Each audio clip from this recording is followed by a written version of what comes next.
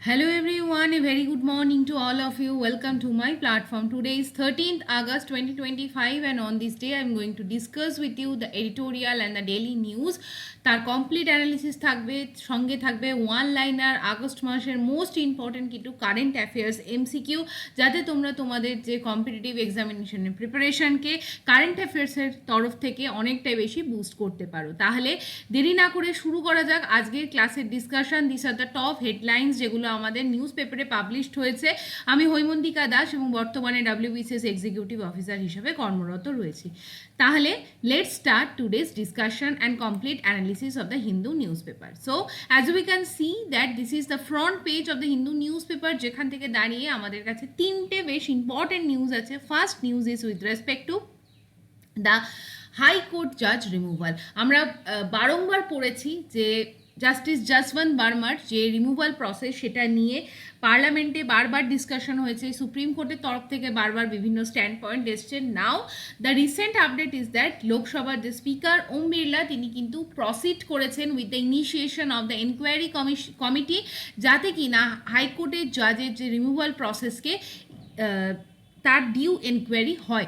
তো এই জায়গায় দাঁড়িয়ে এই যে এনকোয়ারি কমিটি তৈরি হয়েছে, সেখানে আমরা জানি 3 মেম্বার এনকোয়ারি কমিটি তৈরি করতে হয়, যার মধ্যে আছে সুপ্রিম কোর্টের একজন জাজ, মাদ্রাস হাইকোর্টের একজন জাজ এবং একজন সিনিয়র কর্ণাটক হাইকোর্টের advocate B Acharya. So this is the thing. Now জাজের রিমুভালের জন্য যে অ্যাক্ট আছে সেটাকে বলা হয় জাজেস ইনকোয়ারি অ্যাক্ট 1968। তার সেকশন 3 সাবসেকশন 2 এর আন্ডারে এন্টায়ার প্রসেসকে ইনিশিয়েট করা হয়েছে। নাও ইন দিস মেনশন আমরা তিনটে আর্টিকেল দেখতে পাবো, আর্টিকেল 124, 217 এবং 218 of the constitution of India that deals with the removal of the জাজেস from the supreme court and also from the high court. Now let's try to analyze the entire removal process of the judges, mainly article 124 and article 218 that are talking about the removal of the judges from Supreme Court and High Court respectively. Now who can remove the judges? The President of India. And the ground for the removal of judges is two. One is the proven misbehavior, another is the incapacity. Now to যদি জাজদের remove করতে হয়, পার্লামেন্টের both house থেকে কিন্তু resolution একটা pass করাতে হবে। কিভাবে? স্পেশাল মেজরিটিতে, অর্থাৎ special majority not less than 2/3 of the members present and voting, এই পদ্ধতির মাধ্যমেই কিন্তু জাজদের রিমুভ করা যেতে পারে। নাও দ্য ওয়ার্ড প্রুভেন মিসবিহেভিয়ার আর এই ইনক্যাপাসিটি এটা কিন্তু ডিফাইন করা নেই কনস্টিটিউশনে। দ্যাট ইজ ওয়াই আমাদের কিন্তু ডিউ এনকোয়ারি অ্যান্ড ভেরিফিকেশনের পরেই এই ধরনের কোনো একটা মোশনকে পার্লামেন্টের এনি হাউস আইদার লোকসভা বা রাজ্যসভায় ইনিশিয়েট করা যেতে পারে। বাট উইথ ডিফারেন্ট টাইমস আমরা যদি সুপ্রিম কোর্টের বিভিন্ন ভার্ডিক্টকে চেক করি, তাহলে সুপ্রিম কোর্ট কিন্তু ইন্টারপ্রেট করেছে মিসকন্ডাক্টকে as an act ki that includes willful misconduct, corruption, lack of integrity or যদি আমরা ধরি মরাল টার্পিটিউড, অর্থাৎ মরালিটি তার ল্যাক করেছে, ইন দ্যাট কেস আমরা তাকে ক্যাটেগরাইজ করতে পারি অ্যাজ মিসকন্ডাক্ট। ইনক্যাপাসিটি মানে কি? Either physical incapacity or the mental incapacity that impedes, অর্থাৎ বাধা দেয় জুডিশিয়াল ফাংশনিং। এই হচ্ছে পুরো জায়গাটা। নাও আমরা যদি দেখে নিই এন্টায়ার যে প্রসিডিওর আছে, যেটা হচ্ছে জাজেস ইনকোয়ারি অ্যাক্ট 1968-এ পুরোপুরি মেনশন করা আছে। এটা আমরা পলিটির লক্ষ্মীকান্ত বইতেও খুঁজে পাবো যে what is the removal process of the high court and supreme court জাজেস। প্রথমত সেক্ষেত্রে যদি রাজ্যসভায় এই ধরনের কোনো বিল আনা হয়, তাহলে অ্যাটলিস্ট 50 মেম্বার সাইন করতে হয়। লোকসভায় কিন্তু 100 মেম্বারকে 100 মেম্বারকে সিগনেচার করতে হয় এই ধরনের একটা নোটিসে। তারপর সেটা it is the discretion upon the chairman for the Rajya Sabha and speaker for the Lok Sabha whether he or she wants to accept the motion or not. Once accepted, তখন একটা inquiry committee constitute করতে হয় এবং সেখানে 3 member একটা committee হবে, যার মধ্যে থাকবেন আমি বললাম একজন সুপ্রিম কোর্টের জাজ, একজন হাইকোর্টের জাজ এবং একজন eminent jurist. Now if the judge is acquitted, the motion is dismissed, মানে দেখা যাচ্ছে কমিটি ইনভেস্টিগেট করবে অ্যালিগেশনকে এবং প্রপারলি যদি অ্যালিগেশনের জায়গায় দেখা যায় যে there is certain grounds of misconduct and incapacity, তাকে গিলটি বলে কমিটি রেকমেন্ড করে, তখন সেটা কিন্তু পার্লামেন্টে যায় for voting. Once parliament approve this particular motion, তখন প্রেসিডেন্ট অফ ইন্ডিয়া কিন্তু এই জাজকে রিমুভ করে এবং সেই with the help of the resolution which is passed by both house of the parliament with special majority. তাহলে এই হচ্ছে পুরো জায়গা যেন কনসেপ্ট ক্রিস্টাল ক্লিয়ার থাকে। তাহলে হাইকোর্টের জাজের জন্য কি আর্টিকেল আছে 218, আর সুপ্রিম কোর্টের জাজের জন্য কি আর্টিকেল আছে 124। But there is also another mention of the article. দেখো এখানে 217 নম্বর আর্টিকেলের মেনশন করা আছে। আমরা দেখে নেব 217 নম্বর আর্টিকেল মেনলি কি ইলাবোরেট করে। মেনলি ইন্ডিয়ান কনস্টিটিউশনের 217 নম্বর আর্টিকেল অ্যাপয়েন্টমেন্ট এবং condition of the service of the high court জাজকে ইলাবোরেটলি মেনশন করে। এই প্রসেসে এই আর্টিকেলে 217তে appointment of the president mention করা আছে, তাদের কি কি কোয়ালিফিকেশন আছে সেটা মেনশন করা আছে, তাদের সার্ভিস কন্ডিশন মেনশন করা আছে। if I break down this particular article 217 then আমরা পাবো অ্যাপয়েন্টমেন্ট, যেখানে বলা হচ্ছে প্রেসিডেন্ট তাকে অ্যাপয়েন্ট করবে এবং সেই অ্যাপয়েন্টমেন্টের সময় chief justice of India governor of the স্টেটকে কনসাল্ট করতে হবে এবং তারপরেই কিন্তু প্রেসিডেন্ট উইল অ্যাপয়েন্ট দ্য জাজ under a warrant in his hand and seal. Next qualification কি আছে, জাজ হতে গেলে তাকে সিটিজেন অফ ইন্ডিয়া হতে হবে। যদি হাইকোর্টের জাজ হিসাবে কোয়ালিফাই করতে হয় তাকে at least 10 years of judicial office hold করতে হবে। অ্যাডভোকেট হিসাবে হাইকোর্টে তাকে কাজ করতে হবে অ্যাটলিস্ট 10 ইয়ার্স, অথবা তাকে একজন ডিস্টিংগুইশ জুরিস্ট হিসাবে অ্যাপয়েন্টেড করা যেতে পারে। নাও কন্ডিশন অফ দ্য জাজেস কি বলা হচ্ছে, তারা the age of till the age of 62 কিন্তু অফিস হোল্ড করতে পারে, তারা রিজাইন করতে পারে by giving his or her resignation letter to the honorable president of India, অথবা তাকে কিন্তু রিমুভ করা যেতে পারে under article 124 of the Supreme Court and article 218 for the High Court. So this is the entire concept এবং এখানে কিন্তু transfer প্রভিশনের কথাও কিন্তু মেনশন করা আছে। 222 article is with respect to the transfer of the judges from one high court to another high court. তাহলে আশা করি আমি পুরো জায়গাটাকে তোমাদেরকে ইলাবোরেটলি ক্লিয়ার করতে পারলাম। Moving to the next article, সেটা হচ্ছে এই আর্টিকেলটা দেখে নাও। গ্রস যে ইনকাম ট্যাক্স অর্থাৎ ডিরেক্ট ট্যাক্সের মধ্যে গভর্নমেন্টের যে এন্টায়ার যে আর্নিং সেটা কিন্তু 3.9% ড্রপ করেছে। এটা as one liner current affairs হিসেবে মনে রেখো। এবং মেনলি ডিরেক্ট ট্যাক্স কালেকশন কিন্তু কন্ট্রাক্টেড করেছে 1.9% এবং গ্রস ট্যাক্স রিসিপ্টেও কিন্তু 3.9% ডিপ এসছে। Moving to the third article, সেটা হচ্ছে retail inflation hits 8-year low of 1.55% at food price drop because of the food inflation has come down। সেটা জেরে retail inflation আমাদের ইন্ডিয়াতে আমরা যদি দেখি 8 বছরের মধ্যে সব থেকে সর্বনিম্ন পজিশন 1.55%-এ এসে গেছে as per the reserve bank of ইন্ডিয়ার রিসেন্ট পাবলিকেশন। আমরা যদি একটা ইন্ডেক্সের কথা দেখি যেটা আমাদের মিনিস্ট্রি অফ স্ট্যাটিস্টিক্স প্রোগ্রাম ইমপ্লিমেন্টেশনের দ্বারা গত মঙ্গলবার রিলিজ করা হয়, সেই ইন্ডেক্সের নাম হচ্ছে কনজিউমার প্রাইস ইন্ডেক্স, যেটা কিন্তু দেখাচ্ছে যে 9 কনজিকিউটিভ মান্থসের তুলনায় ইনফ্লেশন কিন্তু ক্রমাগত কমেছে। নাও আমরা যদি রিটেল ইনফ্লেশন নিয়ে একবার দেখে নিই, সেই রিটেল ইনফ্লেশনকে প্যারামিটার বা জাজ করার জন্য one of the most prominent index which is used in our country is named as consumer price index. Consumer price index, that means the name itself suggests that the consumer, that means we the consumer at the retail market are the main concerning party।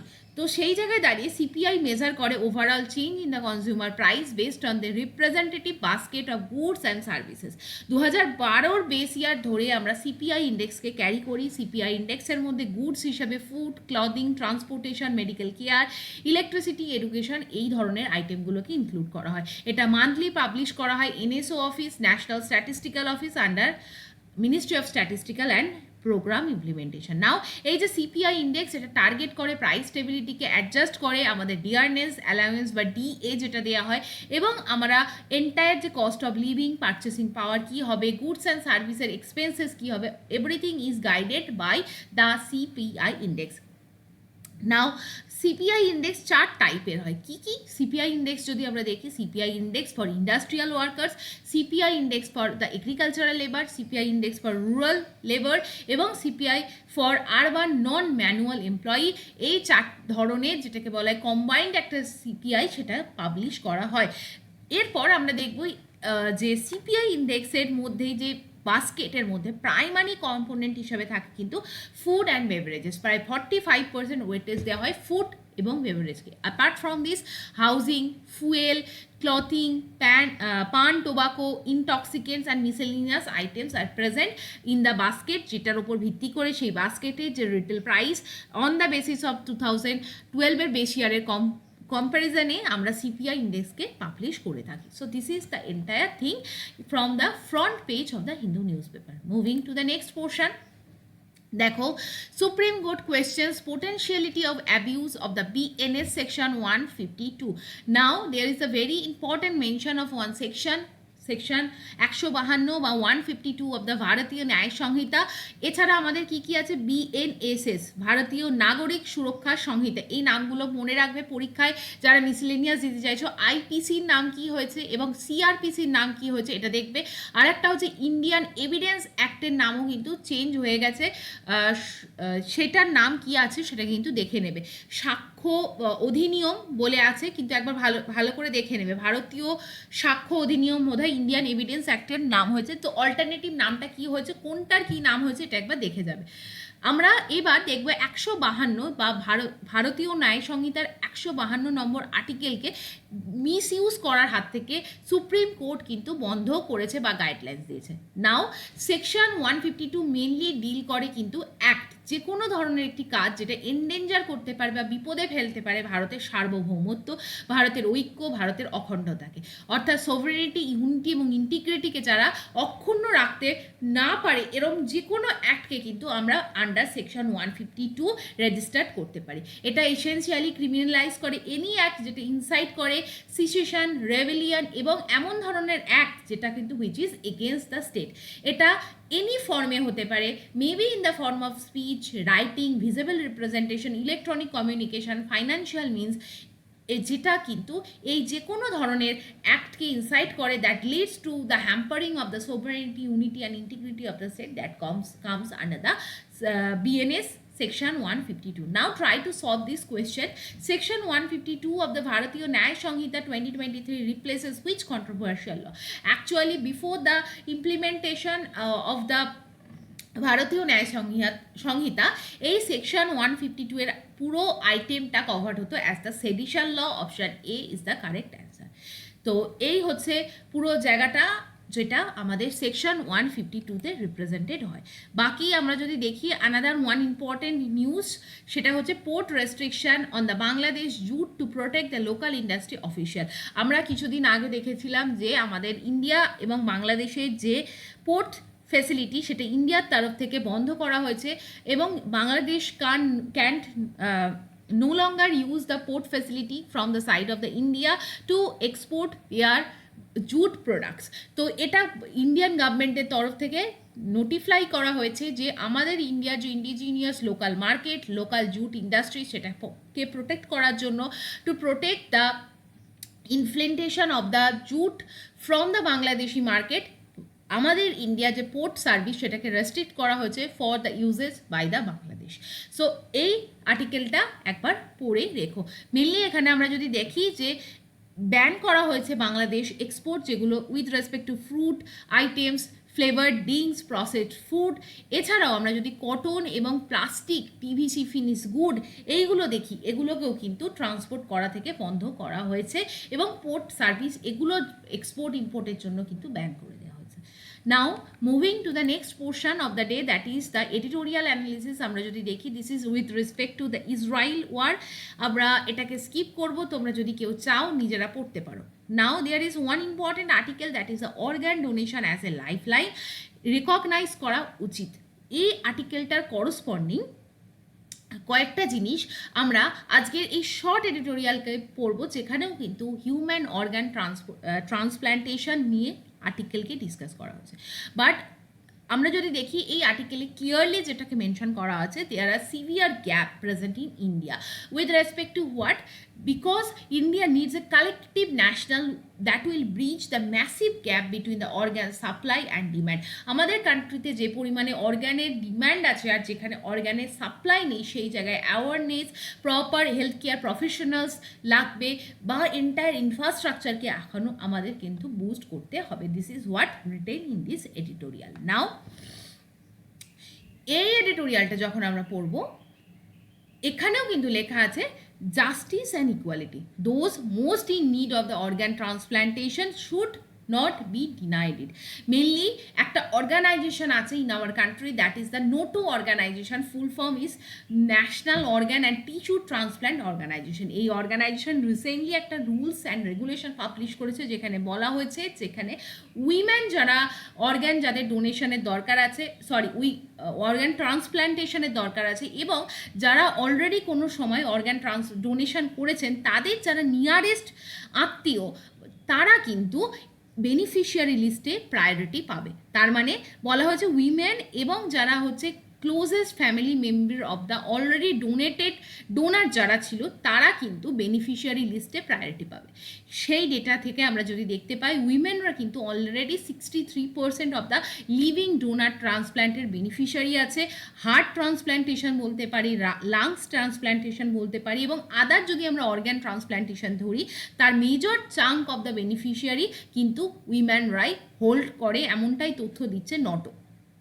Next আমরা যদি দেখি, এই জায়গায় দাঁড়িয়ে organ allotment প্রোটোকলসকে আরও স্ট্রিংজেন্ট করা উচিত, because এই যে নিয়ার রিলেটিভ মেনশন করা আছে, নিয়ার রিলেটিভকে আমরা কিভাবে ডিফাইন করব, তার ক্লিয়ার ডেফিনেশন, অর্থাৎ ফ্যামিলি মেম্বারের মধ্যে কাদের আমরা নিয়ার ফ্যামিলি মেম্বার ক্যাটাগরিতে ফেলতে পারি, that should be defined in very clear words in the guidelines published by this organization which is written in this editorial. Otherwise এই নিয়ার ফ্যামিলি রিলেটিভ এই টার্মটাকে ব্রডার সেন্স ইউজ করে that can be manipulated, that can be misused as per the মানে যেটা আমাদের author বলতে চেয়েছেন।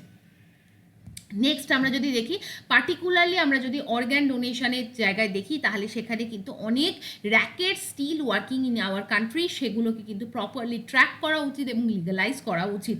তো এই জায়গাটা বলা হয়েছে। এছাড়া হেলথ কেয়ার সিস্টেমকে আরও স্ট্রিংজেন্ট করা দরকার, পুরো সিস্টেমে যে লুফোলস আছে সেগুলোকে হিউম্যান অর্গ্যান অ্যাক্টকে প্রপারলি ইমপ্লিমেন্ট করা দরকার, এবং যাতে কিন্তু every one who needs the organ, তারা কিন্তু যাতে বেনিফিট পেতে পারে।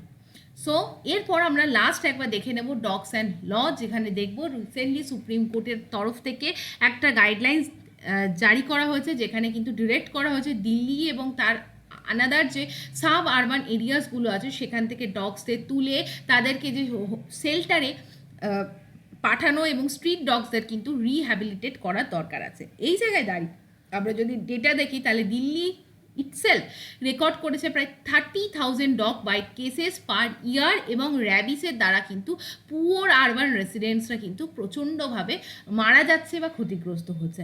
আমরা গতকাল এখানে রেসপেক্টে একটা রুল দেখেছিলাম, that is the rule ABC rule, অর্থাৎ অ্যানিম্যাল বার্থ কন্ট্রোল রুল 2023, যেটা কিন্তু স্পেশালি ক্যাপচার করে একটা ডক্ট্রাইন অফ কি, ডক্ট্রাইন of capture, neuter, vaccinate and release. অর্থাৎ এই রুলে কিন্তু বলা হয়েছে প্রপারলি স্টেরিলাইজ করে সেই কুকুরকে বা সেই ডগকে অ্যাকচুয়ালি তার যে লোকাল যে হ্যাবিটেশন সেখানে তাদের যেন ব্যাক করা হয় বা রিলিজ করা হয়। But in contrast to that particular ABC rule, Delhi হাইকোর্টে মানে আমাদের সুপ্রিম কোর্টের তরফ থেকে জানানো হয়েছে যে দিল্লি স্ট্রিট ডগসকে কেন স্ট্রিটে রিলিজ না করা হয়। তো সেই জায়গায় দাঁড়িয়ে এখানে একটা রিলোকেট করার কথা বলা হয়েছে। ইভেন দ্য হেলদি ডগস যাদের মধ্যে র্যাবিস নেই, তাদেরকেও কিন্তু যাতে ইম্পাউন্ডিং করা হয়, তাদেরকেও যাতে ক্যাপচার করা হয়, সেই অর্ডার দেওয়া হয়েছে। Now it is written in this form that এইভাবে করলে কিন্তু আমাদের কিন্তু এক্স্যাক্টলি যারা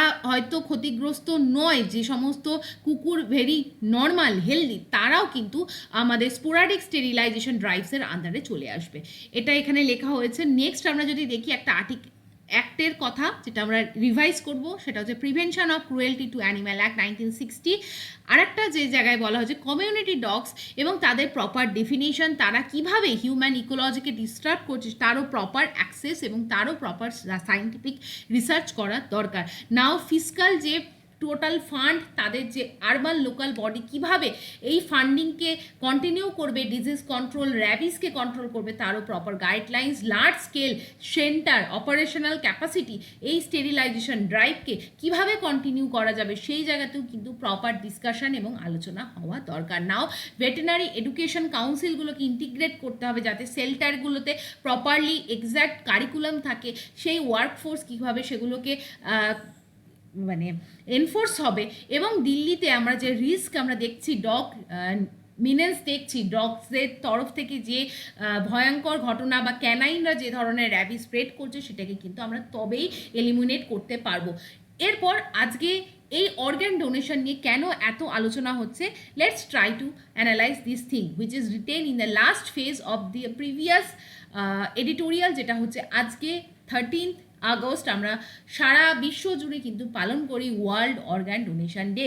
লাস্ট এই অর্গ্যান ডোনেশন ডেতে খুব সুন্দর একটা লাইন দিয়ে এই এডিটোরিয়ালটাকে শেষ করা হচ্ছে যে let us all place to embrace this cause as a shared responsibility, make every one responsible, যাতে কিন্তু আমরা অর্গান ট্রান্সপ্ল্যান্টেশনের অ্যাওয়ারনেস বুঝি, অর্গান ডোনেশনের নিড বুঝি এবং একটাও হিউম্যান লাইনকে অর্গান ডোনেশনের মাধ্যমে সেভ করতে পারি। তাই let's raise the donation awareness what is written in this editorial.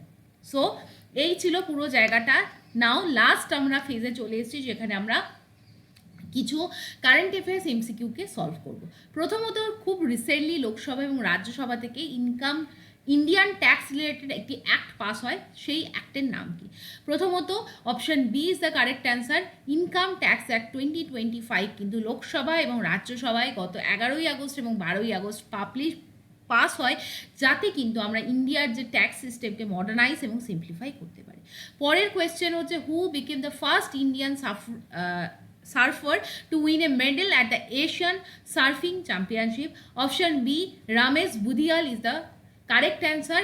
তিনি কিন্তু হিস্ট্রি ক্রিয়েট করেছেন এবং ফার্স্ট মেডেল ইন্ডিয়ার তরফ থেকে জিতেছেন। পরের question, who laid the foundation stone 1800 crore টাকার BEML রেল ম্যানুফ্যাকচারিং হাব, কে ফাউন্ডেশন স্টোন তার ইনাগোরেট করেছে? Option B, Rajnath Singh is the correct answer. Defence minister আছেন তিনি কিন্তু মেজর রেল ইনফ্রাস্ট্রাকচার প্রজেক্ট হিসাবে এই BEML রেল ম্যানুফ্যাকচারিং হাবের ইনাগোরেট করেছেন।